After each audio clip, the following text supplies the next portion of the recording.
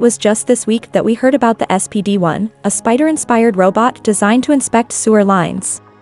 Well, it looks like the bot won't be alone down there, as the recently announced Joey robot is designed to do exactly the same thing. The 70-gram, 2.5 Oz robot is small enough to fit in the palm of your hand, and can autonomously navigate through interconnected pipes as narrow as 7.5 centimeters, 3 in diameter.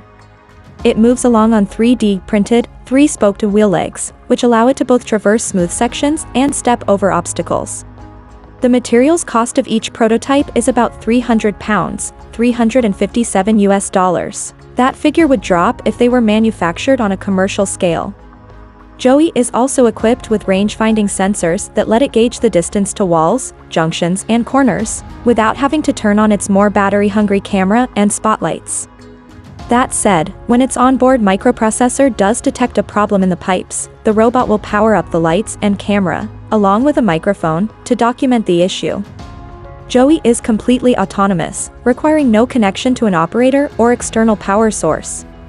In lab tests, it was able to independently find its way through a pipe network that included a T-junction, a left and right corner, a dead end, an obstacle, and 3 straight sections. On average, it could cover 1 meter of the network in 45 seconds.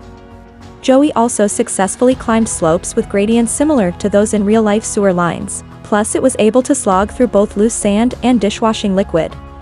It's designed to return to a home base equipped with a charging station when its battery gets low.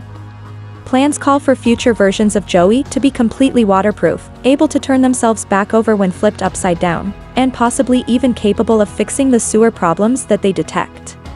It is also possible that 10 or 20 years down the road, multiple Joeys might be carried aboard a larger Kanga mother robot, which is currently under development.